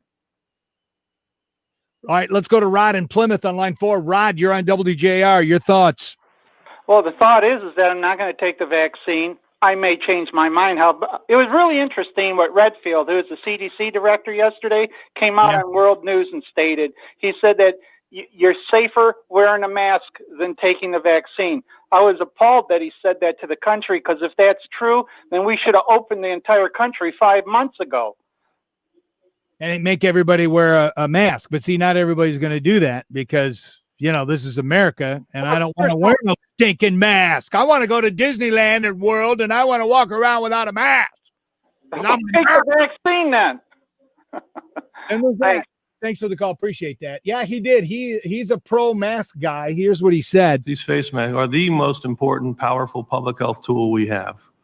And I will continue to appeal for all Americans to embrace these face coverings. Yeah, I think people are over wearing the face mask. I might even go so far as to say that this face mask is more guaranteed to protect me against COVID than when I take a COVID vaccine. Yeah, I'm pretty sure that's not completely accurate. And he's a doctor. He's just winging it now. I'm not going to comment on that, but no one advised the president to downplay this crisis. Yeah, that was in response to a question about did the president downplay COVID when it first was breaking. Well, here's the thing. Just a quick sidebar comment on that. Do you want a president who panics when COVID hit? I don't want him to freak out and go to the extreme. I don't want him to go, oh, the sky's falling, the sky, get the information, and then deliver it when you can. There you go. Do I have time? Yeah, I do. Let's see. Where are we? Betty or Rod? Where am I? Betty on line 5, Betty in Grosse Pointe Farms. Betty, you're on WJR. Thank you. I think that this country is built on money and profit. And I know that because I work in an investment company.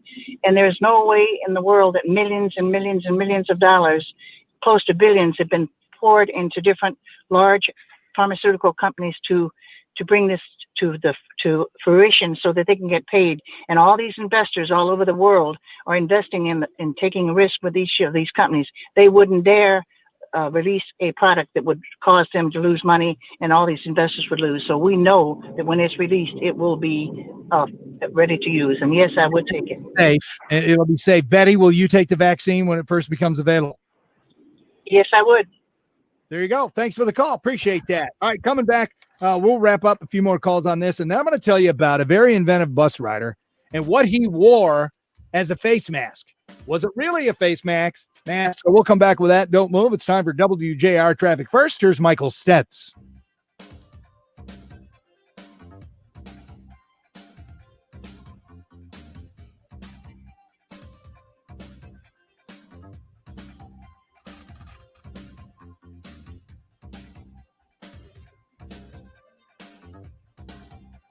In Oakland County, you're stop and go on 75 northbound right now between Crooks Road and Adams Road.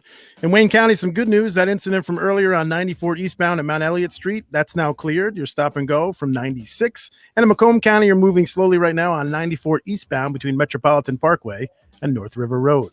Now, WJR weather first from the Weather Channel, sponsored by Shelving.com. Shelving.com has a wide selection of Metro brand shelving and storage products now offered at new lower prices. From their popular chrome wire shelving to antimicrobial Metromax units, Shelving.com is the best spot to shop for your Metro product needs. That's Shelving.com. We rack your world. Clear skies heading into tonight in the Motor City with a low of 46. Mostly sunny for Friday with a high tomorrow afternoon of 61. Right now it's 68 degrees. I'm Michael Stetz, WJR News in 1 minute. Okay. We got 30 minutes to go, people. Home stretch. Yeah. And you know what's awesome? What's that? When I get done, I don't have to load up all my crap, my computer, everything. Go down to the parking garage, light up a big fat cigar, although that does sound good. And then drive an hour and 20 minutes back home fighting the rush hour traffic. Because like when I do Mitch's show and I'm done at 7, traffic's not as bad. But at 5 o'clock, oh yeah, traffic's light though nowadays. Honestly, I don't think as fill-in hosts, I don't think we're ever coming back to the studio. I got to be honest. I wouldn't be surprised if some of our permanent hosts were like, I like doing it from home. It's normal now. Well, you guys just had your CEO Google or your Zoom meeting, right? Yeah. One of the first things that she mentioned, because one of the first questions was, when are we going back into the studio? Same with ours.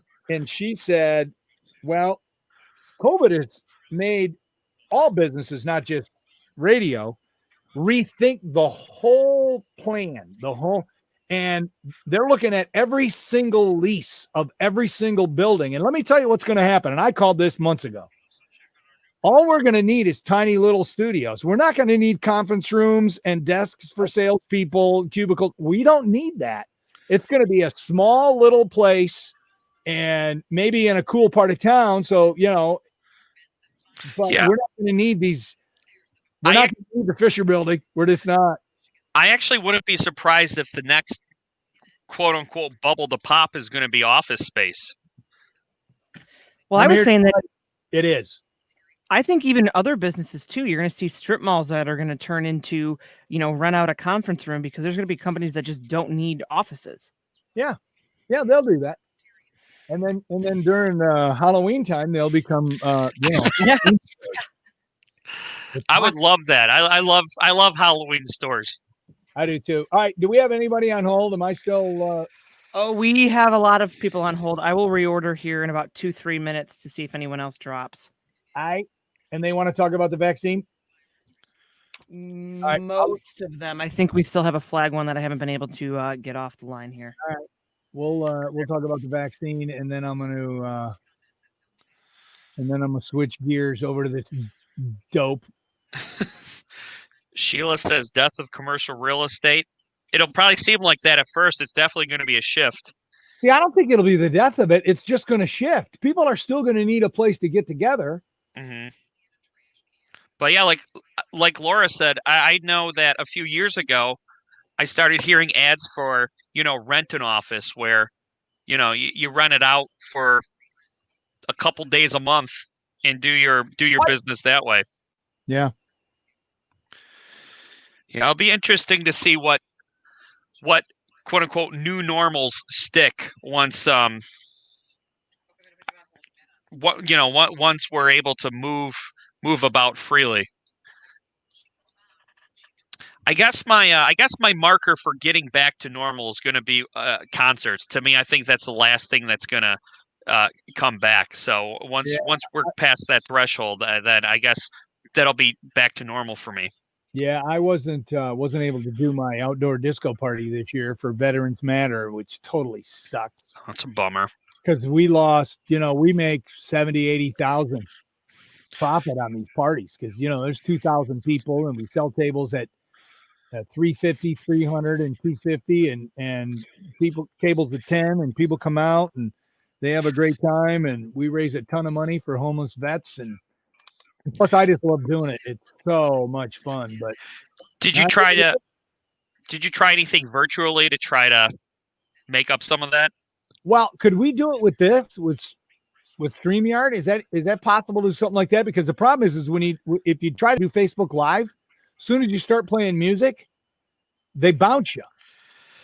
Because of copyright. So they don't pay copyrights. You know what? That's a good question. I know that we've been bumped off. Well, this goes to Facebook, and I know that this has been bumped off for certain copyrighted audio. So it would probably be a risk. I think on our end, we're doing a message back and say that we have the license because we're a radio station. Well, that's what I conclude. But we always say if like I do Facebook Live at my house on Thursdays, and if my headphones are up too loud, I'll always say into the camera, Facebook, we don't own the rights to this music, but we own the rights to the music we play on the air. Sometimes it works, sometimes it doesn't. But if we're doing a whole event where the music is prominent, then I got to have ASCAP BMI rights to be able to do it. And that's been the problem. You saying that to Facebook makes me think of like a bunch of guys sitting in a room monitoring for copyrighted audio to shut down streams. All right, when's my next break here, my man? It's going to be 42. right on it. And I have reordered under that. I did it twice, that we had a couple people drop under the last line there.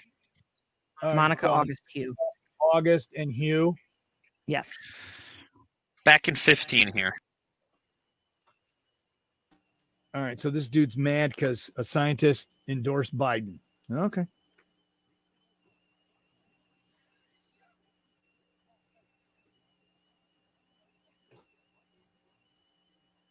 This is the Guy Gordon Show on News Talk 760 WJR. Here's special guest host Denny Schaffer. Denny Schaffer. He's an idiot. Oh, it's glad to be back. It's been a while. It was pre-Rona. That's right. Corona has kept me off the air on 760 WJR. So great to be back in the Motor City. What a thrill it is anytime I get the opportunity to talk to the intelligent listeners of the Guy Gordon Show. 1-800-859-0WJR. I'll take a couple more calls on, okay, the CDC says the vaccine's coming here. President Trump says the vaccine's going to be here. All right, we don't know, but when it does come, are you going to take it? Let's grab Monica in Fenton. Monica, you're on WJR. Hi, Denny. Thanks for taking my call. No, I will not take the vaccine. I've done a lot of research. Listened to Robert Kennedy, listened to the films of the virus vaccines revealed, and studied a lot of different websites that I've gotten from people at the club I work for. And they say that people that get the flu shot, as in our elderly, have a 36% better chance of contracting corona because their immune system is down. Whether that's true or not, I don't know, but we've had a lot of elderly people die. I've been told that there is not a single vaccine today that has truly been studied for its safety. They're generally regarded as safe. That is not good enough for me. Yeah. I know two people personally that had the shingles vaccine, and both of them had horrible cases of shingles. Oh, and, shingles. and- oh Man, yes. Just think of Terry Bradshaw. Thanks for the call. I appreciate it, Monica. Well, we can't really research the vaccine, can we, until we know what the vaccine is and which company's putting it out? But thanks for the call, Monica. August in White Lake, you're on WJR. What do you got, August? Hey, Denny, welcome back to the Motor City. Thanks, dude. You're where it all happens, brother. That's it, Eddie. I love it.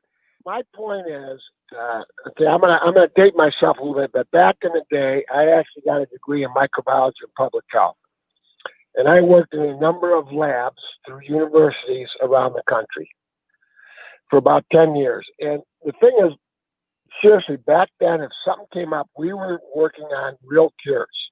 Like, how can you prevent kidney disease? Because you can't just take a kidney and throw it in anybody. You got to make sure it's a match. Right. It takes a lot of work, a lot of research. I'll just use it as an example, right?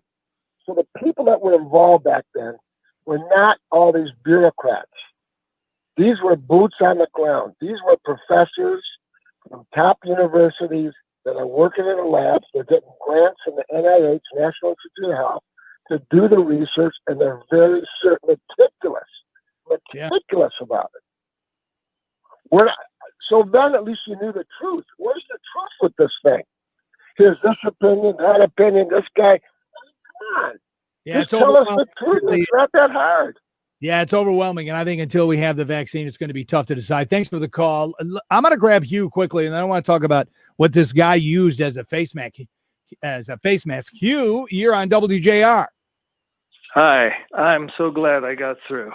I'm just very upset that Scientific American has finally dropped the veil and come out as the liberal publication they always were. But now they're actually endorsing Joe Biden. I can't believe it, but in a way, it was not a surprise, because just as the leftists have infiltrated academia, they've infiltrated the science community too. Wait a minute, how did they endorse him? Did they come out as a community and say, we're endorsing Joe Biden because he will protect Americans from COVID, he will protect Americans from the alleged global warming, climate change deal? I mean, what are they exactly saying? Well, I can't say. I heard the interview with NPR, which is telling you something right there with a leading person at Scientific American. But it's basically, they say that Trump is spreading too many conspiracy theories, false science, and things like that. And he has eviscerated the science committee, and he has promoted anti-global warming and such. Most of that is totally untrue, by the way. Because they're pushing an agenda. Thanks for the call, Hugh. Here's the thing about President Trump. People don't remember this. It never dawns on them. He's never been a politician before. He has not been groomed like others, professional politicians, to say and look and do and always be, presidential, so to speak. This is a guy who is a CEO, and he shoots from the hip like a lot of CEOs. And he says a lot of outrageous things like a lot of CEOs. So don't expect him. And that's what the media drives him nuts. The media wants him to be presidential. It ain't ever going to happen. All right. I love this story. This guy's practicing social distancing. This dude was on a bus, and you have to wear a face covering when you're on a bus. And a fellow passenger is like, whoa, what is that mask? He wasn't wearing a mask. He was wearing a giant snake as a makeshift mask. A snake. Yeah. And somebody right there was like, okay, that is just really weird. He wasn't sure what it was until the mask started crawling around the handrails on the bus. Could you imagine being on a bus or on a plane and somebody's wearing a snake around their face? That is outrageous, but I think it's funny and it's entertaining, and they're making a point. As a matter of fact, Dr. Fauci has something on that. Matt. All right, Dr. Fauci, where are you? Here he is. Hi, folks, it's Dr. Fauci, and I would like to announce some very exciting new research with respect to preventing the spread of COVID-19. After much studying, we have found that not only should you wear a mask, but snakes are also an acceptable form of COVID prevention. Yes, wear that snake right around your face. It's also great for social distancing, because who wants to go near somebody with a snake? Not me. We have also tested wearing cougars. Wearing tarantulas over your face. And my personal favorite, wearing a beehive on your head to prevent the spread of this terrible virus. So go ahead, folks. Wear that stuff on your face. You'll be safe from the virus. Thank you. I like jokes. They make me laugh. All right, coming back. 16-year-olds voting? Seriously? Time for Wjr Traffic first. Here's Michael Stetz.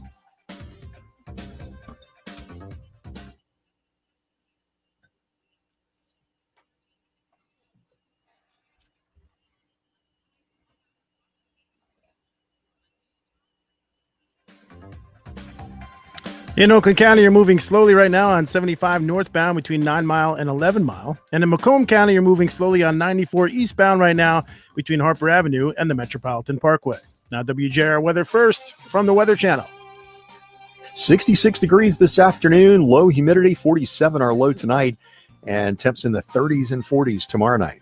I'm meteorologist Scott Laurie, and more on News Talk 760 WJR.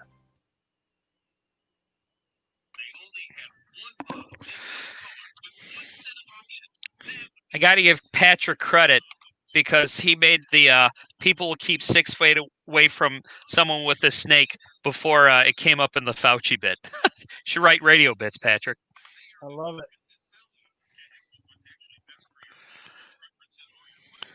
All right, what's my out time?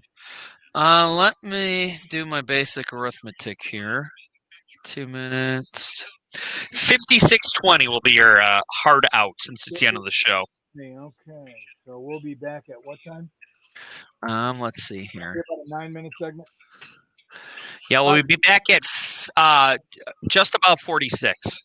Okay, Laura, is this Dave in Canton? What is he? He wants to add something about the vaccine. What's that? About the vaccine. He works in pharmaceuticals, and he said one of the callers had a good point. Is he worth going back to? If you want to. I had to cut him off because I had to get to something else here. He started explaining to me, but I mean, if you want to move on and then. Well, I think I do. I think I want to talk about the because I want to drop in the thing about we started the show talking about, the Big Ten's back. Did you hear what the White House press secretary, Kayleigh McEnany, said in his congratulating the conference on the return of football?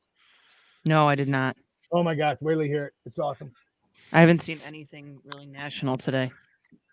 Do you want to play that from where you are, Denny, or do you want me to play it from here?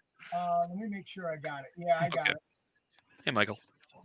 Good afternoon, everyone. I just spoke with the. I'm playing the whole clip just because it's so funny. Okay. I actually have a theory as to why she did it. Okay, I'm going to start with that, then I'm going to go into 16-year-olds voting, which is the dumbest thing ever. I feel like that story pops up every year when every voting cycle.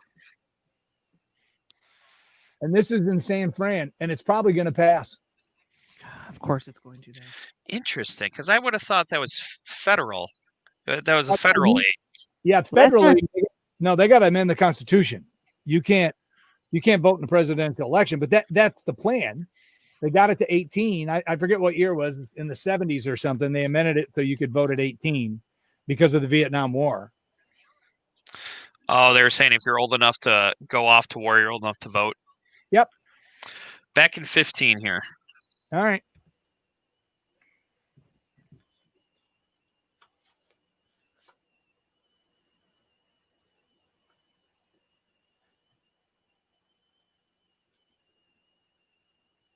The Guy Gordon Show, 760. Here's special guest host Denny Schaffer. Oh yeah, I'm special. Just ask me. Wow, time flies. Here we are in the last segment of the show. Thanks a lot for putting up with me today on the Guy Gordon Show. 1-800-859-0WJR. All right, before I talk about 16-year-olds voting, wow, that's crazy. We started the show. We had Christine Brennan on from USA Today. She's kind of awesome. I don't necessarily agree with her, but she does make some good points. But we're talking about the Big Ten, and they're back. They're playing football. Well, of course, President Trump is going to take a victory lap, and I think that's what's ticking off a lot of people because he's taking credit for it. And it was weird because he tweeted, we're on the 1 yard line, and then what? A week and a half later, bam, we got Big Ten football starting next month, which I, for one, am very excited for. And I'm just praying maybe somehow Michigan will, beat Ohio State. And I'm curious to see what Michigan State's going to have. Very curious there. But when the White House press secretary, Kayleigh McEnany, read a statement, who the heck is her writer? Good afternoon, everyone. I just spoke with the president, and he wanted to thank the commissioner of Big Ten football, Kevin Warren, and all of the players, parents, coaches, and fans who wanted more than anything to play football. The president was happy to get this thing going, and now you will have players in Maryland, New Jersey, Pennsylvania, Wisconsin, Ohio, Iowa, Indiana, Illinois, Michigan, Minnesota, Mississippi, and Nebraska, who will now have access to football, which is very good to see. Who wrote that? She said Mississippi. No, you know what I think happened? I think on whatever she was reading off, it only had like the two letter abbreviation. So she probably saw OH, knew that was Ohio. She saw and she thought it was Mississippi. That's my guess. Isn't Mississippi MS? Yeah, but you might not know that off the top of your head. You might be reading and you see MI, and you think if it's MI, it's either Michigan or Mississippi, and her mind probably went to Mississippi. But unbelievable. And forgetting Michigan. Although there are times that, I forget Michigan too because, they play bad. But hey, it's a new year and we're moving on. All right, there you go. I just want to drop that in because I thought that was really funny. All right, there's a major city in America, and I'll give you 3 guesses on which one it is, and the first 2 don't count, that may soon allow 16-year-olds to vote. Yeah. All right, it's San Francisco. Of course it is. Anyway, San Fran residents are going to cast ballots this November to determine not just who should be in the White House, but also whether 16 and 17-year-olds should be allowed to vote in local elections. Because, you'd have to, change the Constitution to vote presidents. But that's the plan. I mean, you can vote in certain cities now at 16 and 17.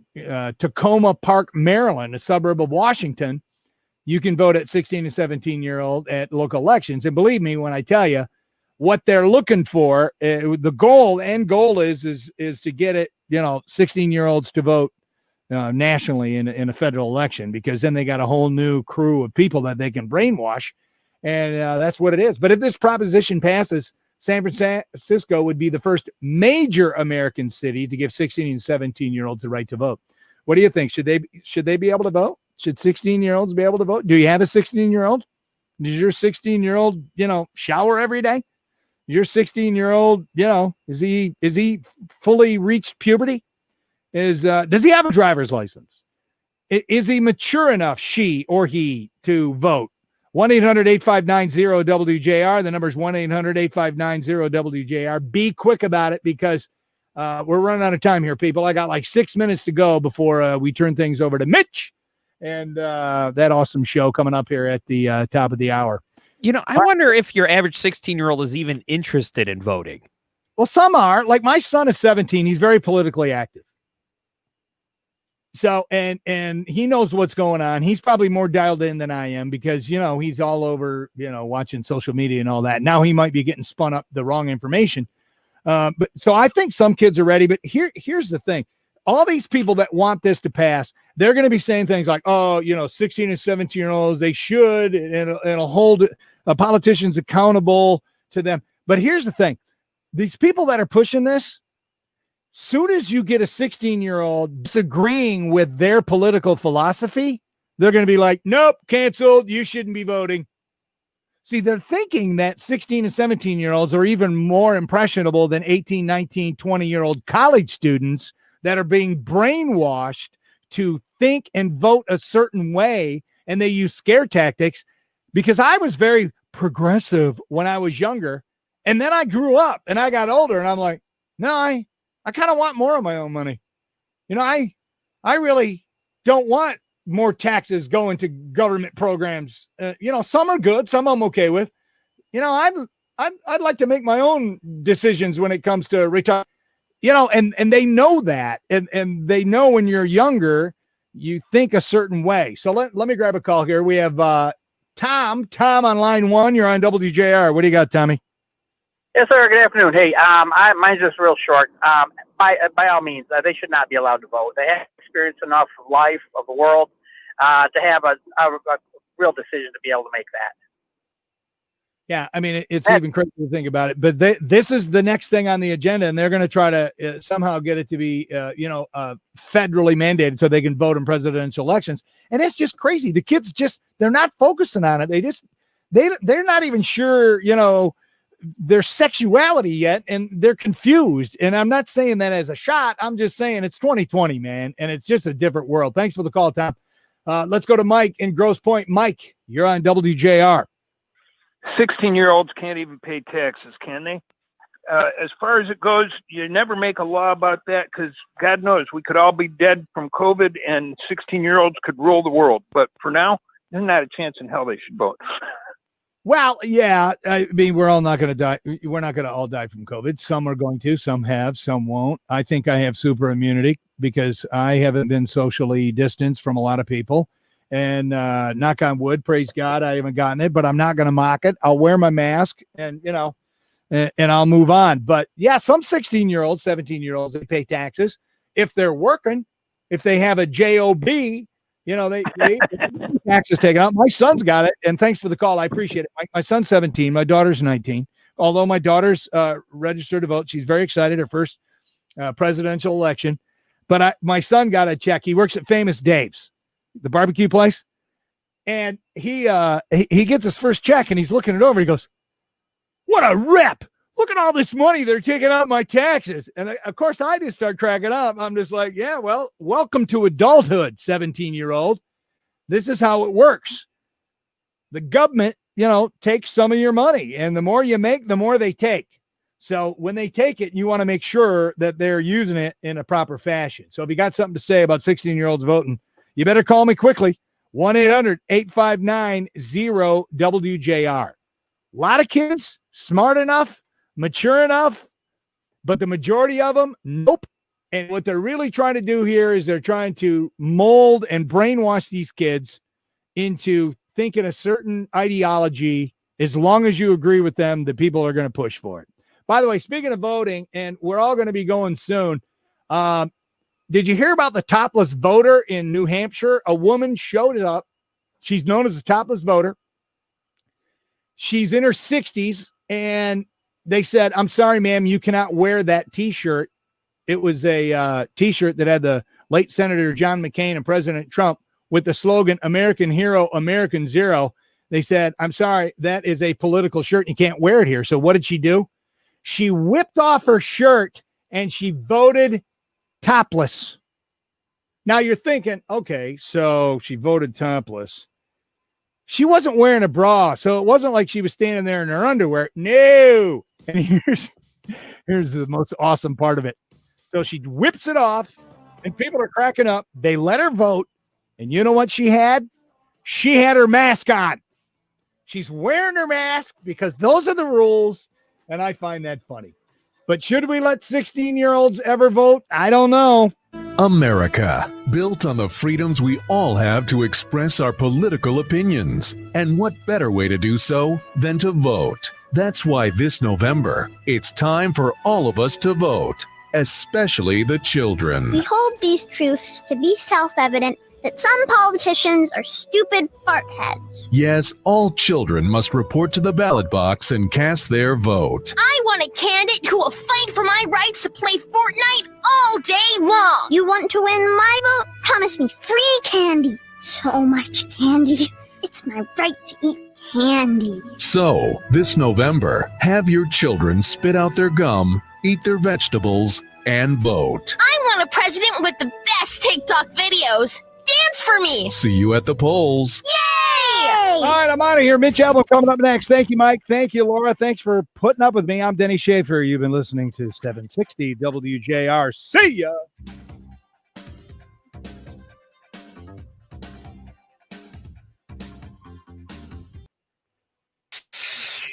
All right. Well, that was fun, Denny. I'm glad our little setup worked for the most part. Yeah, me too. So now, if I were on my other system, would we still be on this? So for like talking back and forth? We would have the option to be.